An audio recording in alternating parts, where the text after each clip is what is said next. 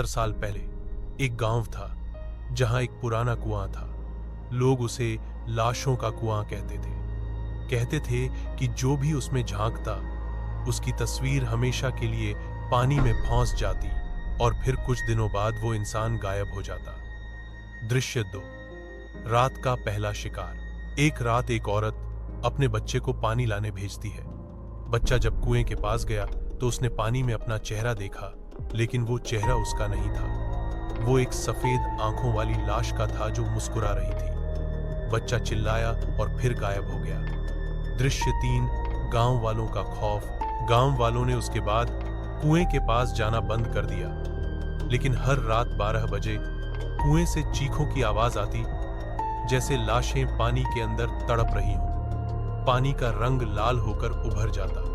दृश्य 4। दिलेर सिपाही। एक सिपाही जो जंग से लौट रहा था, उसने सुना और कहा, मैं कुएं का राज खोल कर रहूंगा। उसने रात के वक्त अपनी तलवार के साथ कुएं में झांक कर देखा।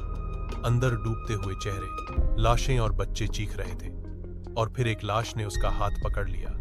दृश्य 5। अंदर का जहन्नुम सिपाही को नीचे खींच लिया गया। कुएं के अंदर कोई पानी नहीं था। अंदर एक अंधेरा कब्रिस्तान था जहां हजारों लाशें जिंदा थीं, आधी सड़ी हुई, आधी चलती हुई। उन सब की आंखें सफेद थीं और वो चीख कर कहती थीं, हम कैद हैं और अब तू भी हमारे साथ है। सीन। सिपाही का अंजाम। गांव वालों ने अगले दिन देखा कि कुएं का पानी काला हो गया है और ऊपर सिपाही का सिर तैर रहा था, जिस्म कहीं भी। लगभग 96 साल पहले एक छोटा सा गांव था जहां लोग सूरज ढलते ही अपने घरों में बंद हो जाते थे। गांव के बीच एक पुराना बरगद का दरख्त था जिसे लोग शापित दरख्त कहते थे। कोई भी इंसान उसके नीचे रात गुजारने की हिम्मत नहीं करता था। दृश्य 2। पहला खून।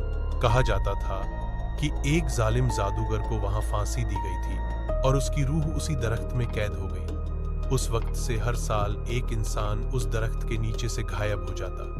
बस मिट्टी में उंगलियों के निशान, खून के धब्बे और चीखों की गूंज रह जाती। दृश्य 3। जवान तालिब एल्म। एक छात्र जो बड़े शहर से वापस आ रहा था, उसने सुना कि ये सब अंधविश्वास है।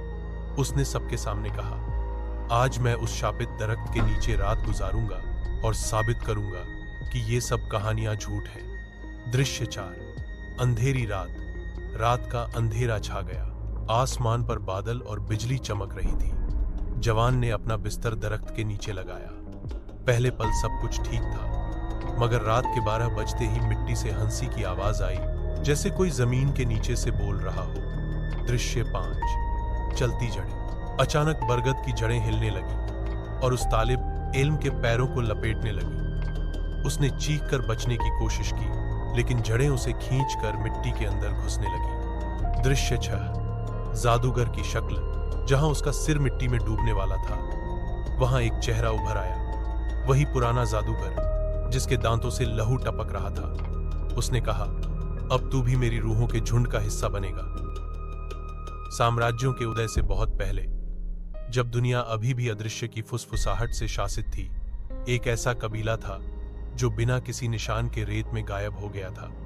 कबीले का नाम अब नहीं बोला जाता है, न कि भूलने के कारण बल्कि डर के कारण। कहानी एक अकेले यात्री कैलन से शुरू होती है, जो पेट्रा शहर का एक विद्वान था जिसने रेगिस्तान में दफन खोए हुए ज्ञान की तलाश की थी। उसने एक शापित मकबरे के बारे में सुना था, पिरामिड से भी पुराना, जिसे जिन्न द्वारा बनाया गया कहा जाता था, जिन्होंने कभी इंसानों पर शासन किया था। स्थानीय लोग इसे कब्र अल जुल्मत, अंधकार का मकबरा कहते थे। असंख्य चेतावनियों के बावजूद कैलन दृढ़ थे।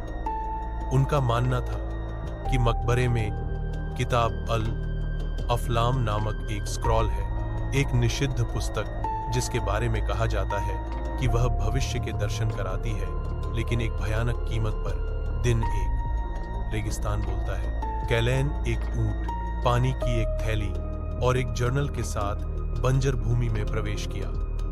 रात में अजीब हवाएं उसके शिविर के चारों ओर चली, एक ऐसी भाषा में फुसफुसाती थीं जो कोई भी आदमी नहीं बोलता था। ऊपर तारे आंखों की तरह झपकते दिखाई दिए। तीसरे दिन के बाद उसका ऊंट आगे बढ़ने से इनकार कर दिया।